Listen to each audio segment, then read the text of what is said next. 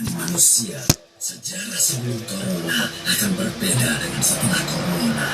Terakhir, Anda punya nasihat? Stay at home, diam di rumah hingga ditemukannya vaksin dan pengobatan corona. Baiklah, terima kasih atas waktu. Coronanya kan udah memudahkan vaksinnya leh. Selamat pagi para pemirsa, kali ini kita akan mewawancarai virus corona. Tuan Corona, pertama-tama saya ingin tanya tentang nasab Anda dan dari mana keluarga Anda berasal. Dalam ilmu kevirusan, keluargaku dikenal dengan nama Coronavirus. Nenek moyangku SARS dari Cina dan MERS dari Saudi. Tuan Corona, seberapa cepat perkembangbiakan Anda? Awalnya aku sendirian, tapi setelah 24 jam, aku berkembang jadi jutaan kali lipat. Kenapa mereka menjuluki Anda dengan sebutan COVID-19? Itu adalah singkatan dari coronavirus disease 2019. Lalu kapan dan di manakah pertama kali Anda muncul? Aku pertama kali muncul pada akhir tahun 2019 di kota Wuhan, Cina. Baiklah, lalu bagaimana Anda menyebar? Aku menyebar melalui percikan air yang berterbangan ketika batuk atau bersin. Baiklah Tuan Corona, sekarang bagaimanakah Anda bisa memasuki tubuh yang sehat? Melalui beberapa jalan, bisa mata, hidung, atau mulut. Baik, berapa lama masa inkubasi Anda? Sekitar 2 sampai dengan 14 hari, tapi kebanyakan antara 5 sampai dengan 7 hari. Baik, lalu apa yang Anda lakukan ketika memasuki tubuh seseorang? Aku menyerang dan merusak organ pernafasan. Lalu lingkungan seperti apa yang Anda sukai, Tuan Corona? Aku paling suka lingkungan yang lembab, gelap, dan dingin. Baiklah, apa gejala orang yang terjangkiti Anda? Demam tinggi, batuk kering, kelelahan, dan ingusan. Bisakah Anda ceritakan secara detil bagaimana Anda memasuki tubuh seseorang? Biasanya melalui sentuhan hidung, rongga mulut, atau kerongkongan. Baiklah, apa kesukaan Anda? Selain tempat lembab dan dingin, aku suka keramaian, perkumpulan, dan minimnya kebersihan. Apa yang Anda benci? Aku benci pada mereka yang diam di rumah, yang bersih badannya, yang lingkungannya kering dan sirkulasinya bagus, dan yang sering berkumur. Apakah Anda membunuh setiap orang yang Anda jangkiti? Tidak, kebanyakan mereka hanya menyebarkan ketakutan, padahal sebenarnya 80% penderita sembuh tanpa pengobatan, sedangkan 17% penderita memerlukan pengobatan dan perawatan, kemudian mereka sembuh. Aku hanya membunuh sekitar 2 hingga 4%. Apa kriteria orang yang Anda bunuh? Aku membunuh manula yang menderita penyakit kronis seperti gula, darah tinggi, dan gangguan pernafasan. Apa Anda menyerang anak-anak?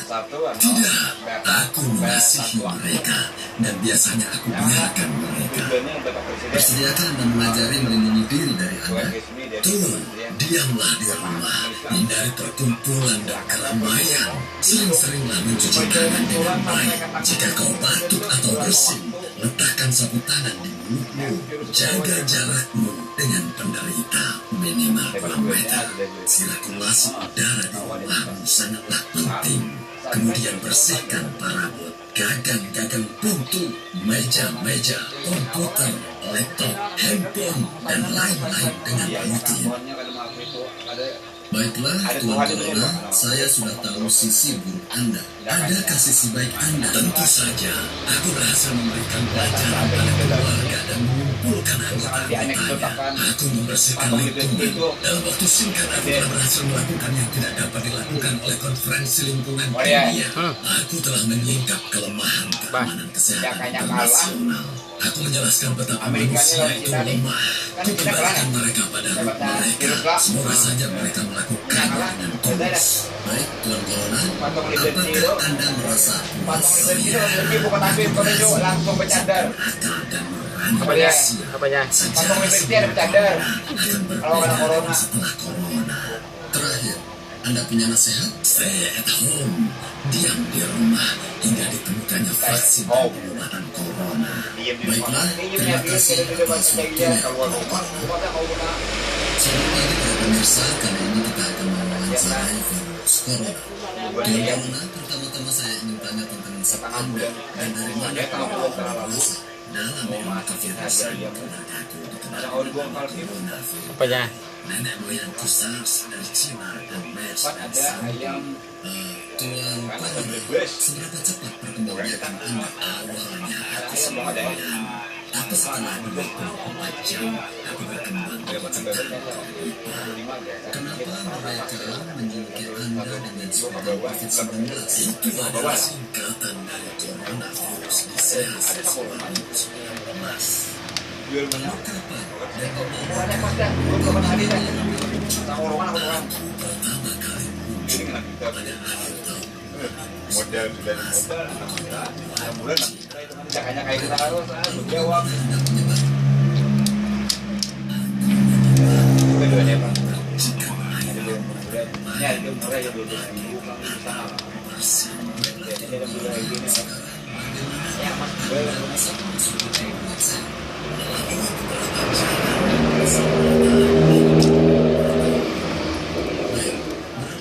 Masa inkubasi Anda sekitar 2 sampai dengan 14 hari, tapi kebanyakan antara 5 Oke, kita cari.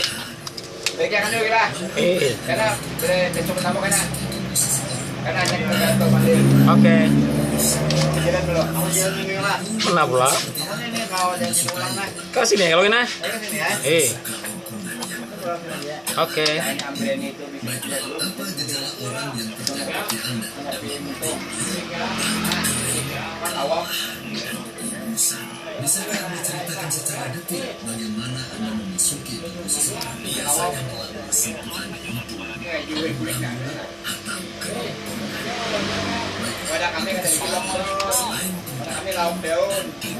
aku suka Karena pada makan jiwa kan. kumpulan dan menghina kebersihan. Apa yang Anda benci? Aku benci pada mereka yang diam di rumah dan bersedia bagus dan yang sering berkerumun. Apakah Anda membunuh setiap orang yang Anda jangkiti? Tidak. Kebanyakan mereka hanya melepaskan ketakutan. Padahal sebenarnya 80% penderita sembuh tanpa pengobatan. Sedangkan 17% penderita memerlukan pengobatan dan perawatan. Kemudian mereka sembuh. Aku hanya membunuh sekitar 2 hingga 4%. Apa kriteria orang yang Anda bunuh? Aku membunuh wanita yang menderita penyakit kronis seperti demam, dan gangguan pernafasan. Apa Anda menyerang anak-anak? Tidak. Aku mengasihi mereka dan biasanya aku biarkan mereka.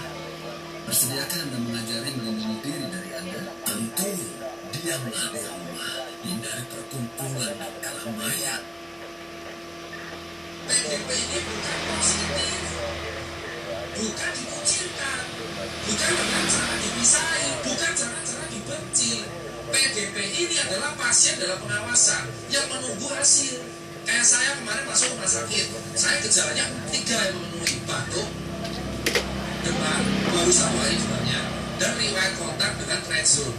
Ternyata di hari kedua gejala saya sembuh. Saya langsung turun status jadi ODP. Di rapid saya pertama kali saya negatif. 7 hari kemudian saya di rapid negatif, saya keluar. Sambil nunggu, nggak perlu nunggu swab kalau misalkan rapid 2 kali dalam 7 hari itu negatif terus. So PDP itu bukan pasien COVID. PDP adalah pasien dalam pengawasan yang gejalanya mirip COVID, tetapi tesnya belum keluar atau tesnya belum negatif, maka dinamakan PDP. Lalu siapa harus dikarantina? Ya karena tesnya belum keluar. Kalau tesnya udah keluar, ya kalau tesnya udah keluar dan negatif, dia keluar di rumah sakit. Contoh kayak Wisma Atlet. Tadi dokter TNI dari Wisma Atlet mengatakan ke saya, kalau misalkan PDP ini udah sembuh, negatif semua, dia keluar suruh karantina mandiri di rumah, jaga-jaga tidak menularkan. Ini PDP. So kalau ada kemarin masyarakat pemberitaan ODP ditolak, ODP diusir, PDP diusir, itu memalukan. Itu memalukan. Itu bukan pasien positif. OTG pun dia positif tapi nggak ada gejala. Mereka akan aman kalau dikarantina mandiri. Nah kalian sebagai warga itu harusnya membantu, kasih makan tiap hari, diorderin Gojek, nanti dirasa. Jangan malah diusir. Nah Nah, terus siapa peserta yang harus dikarantina di rumah sakit? Yakni pasien yang tegak positif COVID dan bergejala. So, kalau ada berita, Mas, teman saya positif COVID kok disuruh pulang? Karena nggak ada gejala. That's the meaning of carrier or ODP. So, dia dikarantina mandiri di rumah karena nggak ada gejala. Kalau orang-orang yang nggak ada gejala dan positif COVID dikarantina di rumah sakit, ya tempatnya malah jadi penuh.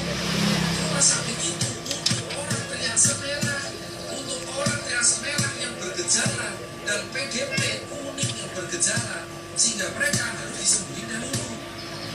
So, teman-teman sekalian, pasien yang paling berbahaya, yang paling harus kita utamakan adalah pasien COVID-19 positif dengan gejala untuk dikarantina isolasi. So, yang dikarantina dua rumah sakit yaitu PDP, yaitu pasien bergejala tapi belum tegak diagnosanya COVID karena gejalanya doang, karena sebelum ada pasien yang tegak COVID dengan gejala. So, ODP dan OTG itu di rumah. Nah, terus kenapa dokter-dokter ini yang saya kecewa? Kenapa tenaga medis malah ditolak? Tenaga medis itu nggak boleh ditolak. Tenaga medis memang merawat COVID, tapi mereka pakai APD. Mereka tuh mau coba tampilnya cuci tangan. Kenapa kalian singkirkan? Kenapa kalian kucilkan? Itu tolong jangan kucil-kucilin orang-orang tenaga medis. Dia manusia, dia itu penyelamat. Di Cina, orang tenaga medis masuk ke rumah dikasih bunga, dikasih surat. Di sini ada orang curhat tiap hari, pasti ada. Dokter nangis karena dikucilin lingkungannya. Diusir dari kosan. Mereka ini statusnya dokter, itu ODP. Mereka punya riwayat kontak dengan pasien positif, tapi mereka nggak bergejala.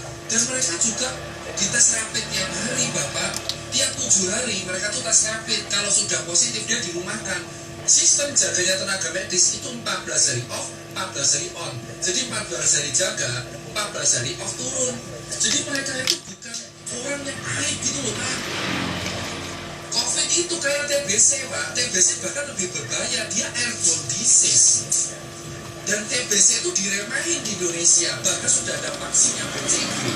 TBC selama dulu airborne disease, gak ada kayak gini. Padahal TBC itu kalau batuk, virusnya Mycobacterium tuberculosis itu bertahan di udara selama berjam-jam.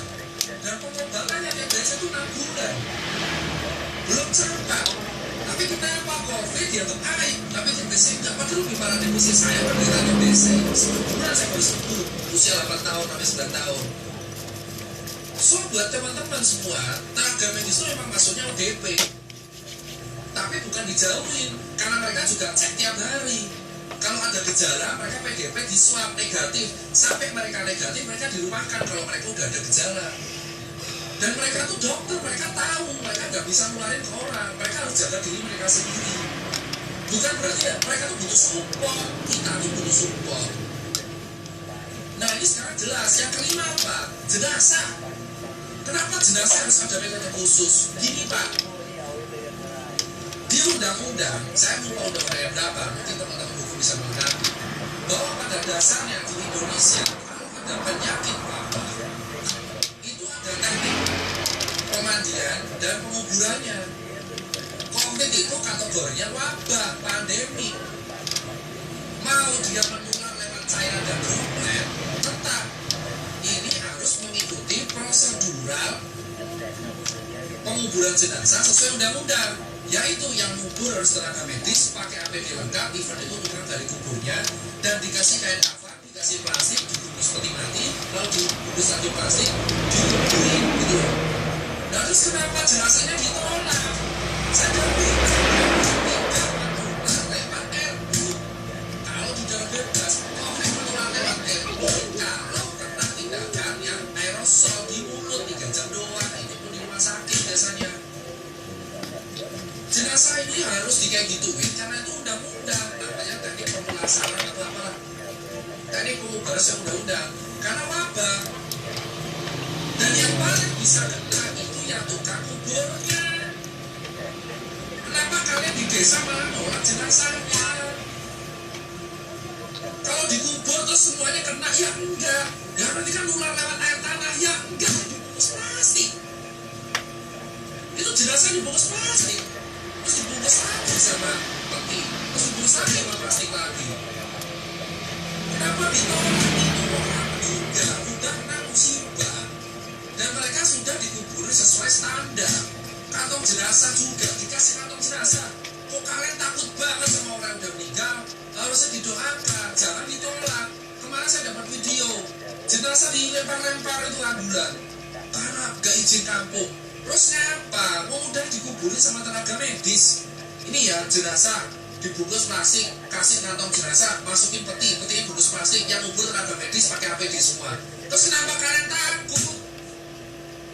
Itu gak nular lewat airborne. Yang bisa nular itu adalah dropletnya. Berarti yang jelas bisa nular. Ya siapa tahu dropletnya keluar dari mulut, bisa jadi toh. Terus kita megang jenazahnya. Makanya dibungkus mati-matian karena itu sesuai UU. Penyakit apapun yang dikategorikan WHO wabah itu harus penguburannya khusus. Mau dia penularannya droplet, cairan, airborne. Kalau udah wabah pandemik, penguburannya khusus. Kalau nggak khusus itu melanggar undang-undang. Jadi kalian nggak perlu takut sama orang mati. Mereka itu udah kena musibah, takdir. Itu aja edukasi dari saya bagian 1. PDP ini bukan positif, bukan dikucilkan, bukan dengan cara dipisahi, bukan cara-cara dibenci. PDP ini adalah pasien dalam pengawasan yang menunggu hasil. Kayak saya kemarin masuk rumah sakit, saya gejalanya 3 yang memenuhi: batuk, demam, baru 1 hari demamnya, dan riwayat kontak dengan red zone. Ternyata di hari kedua gejala saya sembuh. Saya langsung turun status jadi ODP. Di rapid saya pertama kali saya negatif. 7 hari kemudian saya di rapid negatif, saya keluar. Sambil nunggu, nggak perlu nunggu swab. Kalau misalkan rapid 2 kali dalam 7 hari itu negatif terus.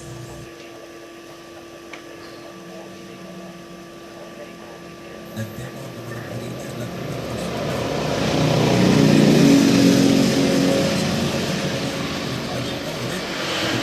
hadis. Maka saya kira sudah cukup. Umat zaman terdahulu mereka kalau misalnya sedang berjalan ke tempat-tempat untuk beribadah mereka, kemudian kaki mereka terkena najis, maka kaki mereka wajib dipotong. Kalau tidak, sholat mereka tidak akan bernasab. Kita sering baca Quran, setelah kita baca kulitnya, jilidnya, sampulnya. Coba kasih tahu kepada saya, ada atau tidak ulama yang mengatakan sampul Al-Quran termasuk dari Al-Quran? Cari ulama manapun, mereka tidak akan mengatakan bahwa sampul Al-Quran termasuk daripada Al-Quran. Orang yang sering minum-minuman keras, Rasulullah SAW marah, bukan. Rasulullah kalau yang berhubungan dengan Rasulullah tidak marah. Tapi kalau sudah berhubungan dengan agama, Rasulullah SAW adalah orang yang paling marah, orang yang paling istiqomah dalam kebenaran. Sehingga apa yang berlaku? Sebagian sahabat mengatakan la'natullahi 'ala Nu'aiman. Semoga Allah melaknat Nu'aiman. Dia mempermainkan Rasulullah. Kata Rasulullah, Nu'aiman kamu mau ajak, mau ngapain? Biar seru-seruan aja ya Rasulullah. Kata Rasulullah, saya izinkan kamu bawa Nu'aiman. Pernah Rasulullah SAW dibawakan makanan banyak, dikasih Rasulullah, dikasih sahabat. Semuanya sudah makan, tiba-tiba si Nu'aiman ini, sahabat Nabi Nu'aiman mengatakan kepada Rasulullah, ya Rasulullah, ini yang penjualnya, engkau yang bayar ya Rasulullah. Ketika Sayyidina Abu Bakar pulang, Sayyidina Abu Bakar cari mana ini Suwaibib. Kita semua sudah lapar. Kata Nu'aiman dengan mudahnya dia mengatakan, sudah saya jual wahai Abu Bakar. Pulang ke Madinah, kisah ini diceritakan di hadapan Rasulullah SAW. Maka perawi mengatakan, fadhahikan nabiyyu hatta badat nawahiduhu. Ketika diceritakan kisah Nu'aiman tersebut dengan Suwaibib, Rasulullah tertawa sejadi-jadinya sehingga gigi birahi Rasulullah SAW tampak di wajah mata para sahabat. Sehingga perawi lain mengatakan, setiap ada tamu yang datang kepada Rasulullah akan ceritakan kisah Nu'aiman menjual Suwaibib.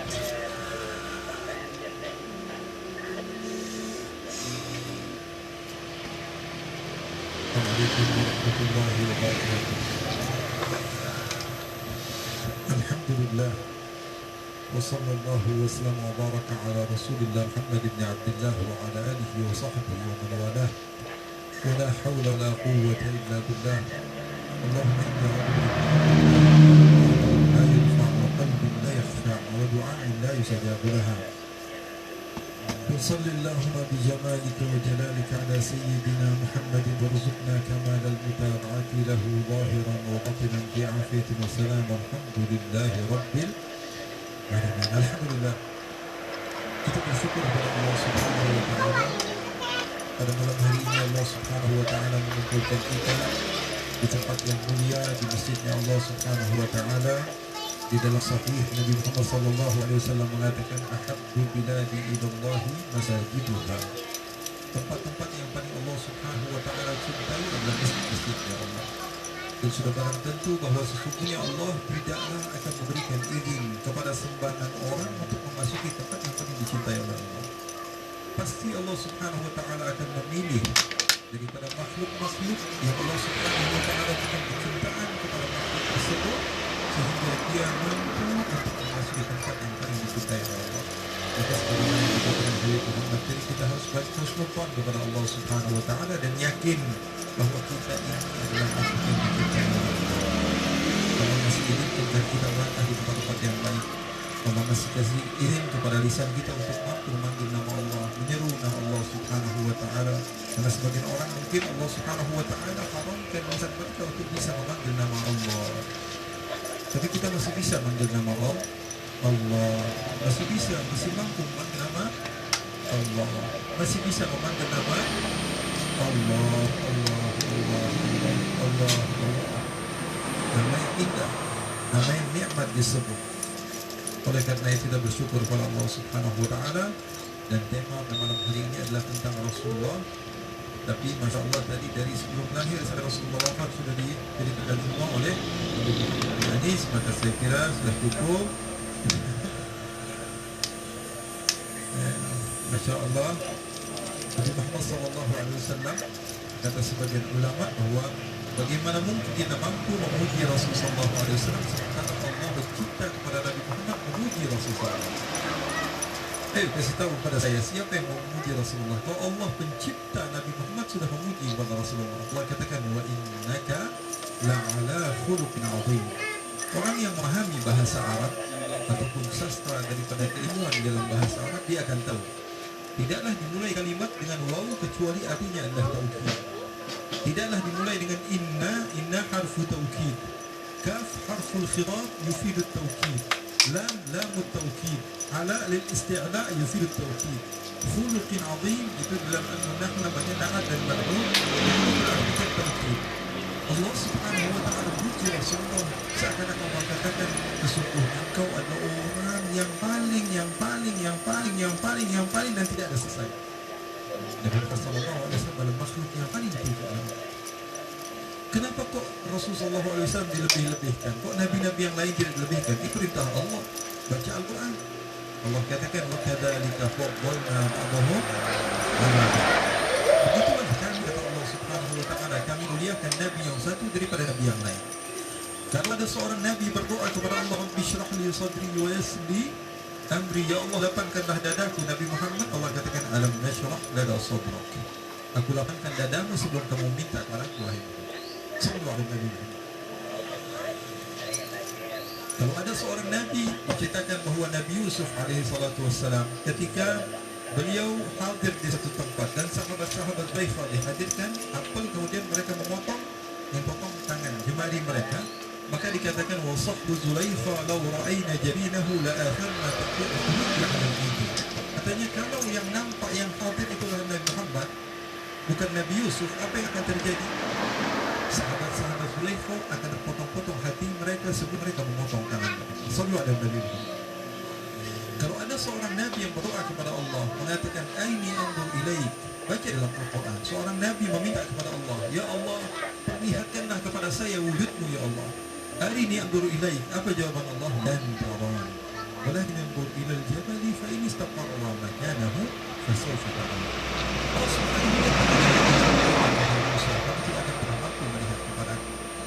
tapi seorang nabi Allah Subhanahu wa taala Allah jumpakan dengan Allah Subhanahu wa taala, dia masih belum yakin. Apa benar saya tadi melihat Allah? Kalau Musa saja nabi yang agung, nabi yang hebat, nabi yang mulia tidak mampu melihat kepada Allah, apakah saya mampu melihat kepada Allah? Allah turunkan ayat Al-Quran. Allah katakan mengatakan kepada Nabi Muhammad SAW, "Ma kadzabal fuadu ma ra'a." Sesungguhnya tidak berdusta. Apa yang kamu lihat itu adalah benar-benar Allah Subhanahu wa ta'ala. Sallu ala Nabi Muhammad. Dikatakan oleh ulama, "Wala in qabalta kalau kamu mau membandingkan ada dua ayat lam tarani dengan ayat ma kadzabal fuadu ma ra'a, maka cukup bagi kamu mengetahui derajat Nabi Muhammad SAW begitu tinggi." Beliau Muhammad tadi menceritakan kepada kita bahwa kita ini mulia menjadi umat Rasulullah SAW. Betul atau tidak?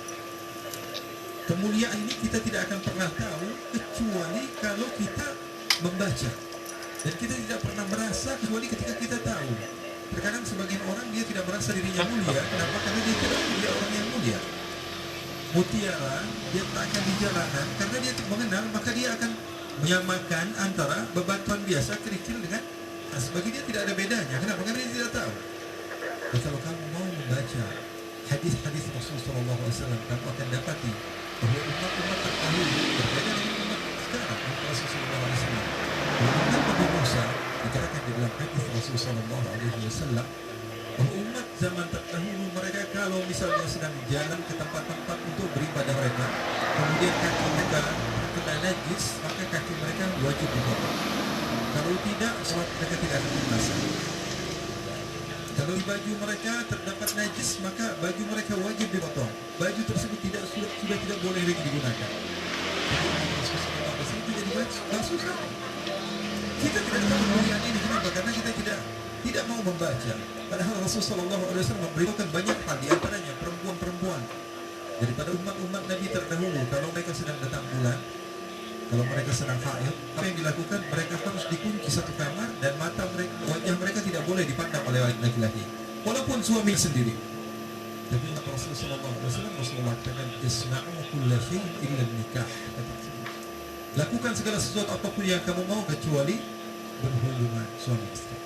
Jadi umat Rasulullah SAW begitu mulia, begitu hebat. Tapi terkadang kita tidak mengetahui kehebatan tersebut. Kenapa? Karena kurang tahunya kita di dalam kemuliaan tersebut. Oleh karena itu kemuliaan kita luar biasa. Oleh karena itu syukuri nikmat ini. Syukuri nikmat dengan keberadaan Rasulullah SAW. Karena Rasulullah SAW jadi mulia, maka kita jadi mulia juga. Kita ini umat siapa? Umat Nabi Muhammad. Mudhaf ilaih. Al-Fakir, baik artinya rumah. Al-Fakir artinya orang miskin.